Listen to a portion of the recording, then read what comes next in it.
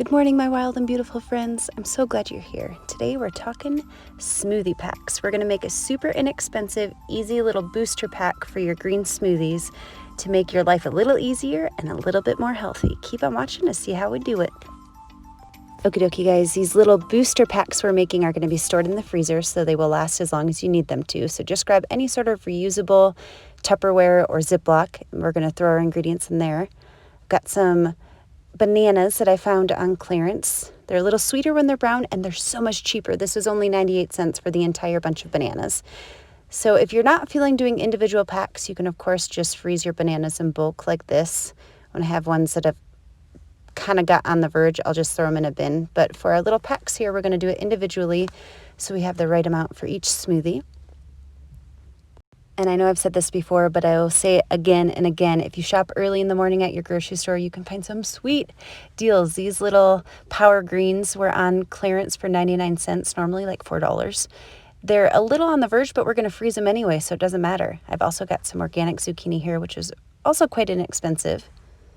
To me, adding frozen zucchini to smoothies was a total game changer. It adds bulk. It adds a really nice, almost fluffy texture when you blend it really well.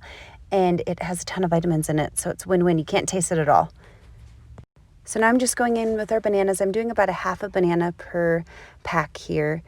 The banana goes a really long way in creaminess and sweetness. And I like doing these pre-portioned amounts because it helps me from making like a 700 calorie smoothie. If you're really trying to stay within a certain amount of calories, you can, of course, measure out or weigh out your ingredients, but I'm just kind of eyeballing it. Half a banana seems to do about right for me. Then I'm going to go in and cut up some of the zucchini.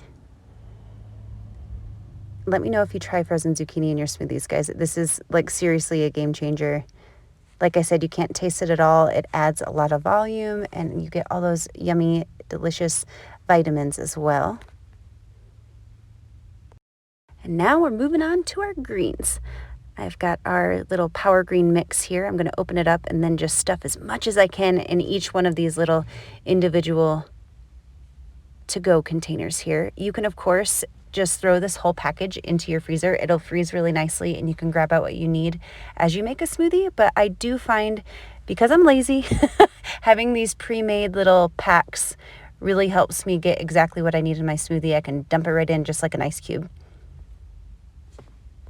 Another little tip though for time saving and money saving, if you do have some greens that are on the verge, just throw them in a Ziploc and throw them in your freezer. My mom actually had a ton of spinach that was about to go, so she filled up this Ziploc for me. I just want to show you what this looks like frozen. It freezes so well, nice and green, and it blends up so nicely. You really can't taste it at all in the smoothies either. So I've got this spinach that I've been using up.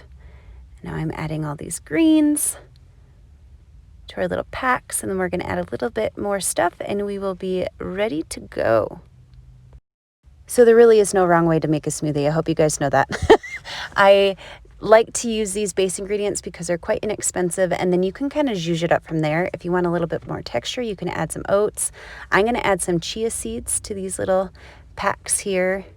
About, I'd say like a tablespoon in each. I'm just eyeballing it. And then we're going to get these closed up and add them to the freezer. And these will be the base for what we make our smoothie out of. So truly the sky is the limit as far as combinations go for smoothie flavors. Like I said earlier, I love to use these little packs as a base. It gives me my main nutrients. I feel like the banana really helps out in the texture and flavor department. Sometimes vegan protein powders, if you're not used to them, can seem a little bit chalky, so this really goes a long way in helping things taste really fresh and delicious. But I do like to add, like I said, other fresh and frozen ingredients to make the flavors different. So I thought I'd share with you my most favorite flavor combination. That combination would have to be banana, peanut butter, and chocolate. Like, this is like a fail-proof combination of flavors. It just tastes like dessert. It's so delicious and satisfying. Let's make it. So I've just poured 3/4 of a cup of soy milk into our blender here. And then to that, I'm going to add 1.5 cups of water. I like to dilute it just because it kind of helps with the calories, but adding a little bit of that plant milk will help with creaminess in your smoothie. Then to that, I'm going to add my favorite chocolate protein powder, which happens to be Arbonne. I do really like Orgains as well. If you guys, I would love if you comment below your favorite vegan protein powders. I'm always down to try something new. Then we're going to add a big handful of ice cubes and some PB2 powder. I'm just adding a tablespoon, so that's half of a serving. It really goes a long way with flavor and texture, and like hardly any calories. I think it's 20 calories for half of a serving. And then, of course, our frozen smoothie pack, we're just going to dump it right in and whiz it on up in the blender. And the way I gauge it is I just keep blending until those little bits of green are gone. Everything's blended super nicely. You can see you've got almost like a fluffiness from that zucchini. It's so freaking good. So I have one more smoothie hack that has nothing to do with our little smoothie packs here, but I believe it may be a game changer for you. I really have a hard time sometimes drinking smoothies all the time because I really like to chew my food. I feel like that's more satisfying. So May and Kate Flowers suggested this on their channel. I will link their channel below.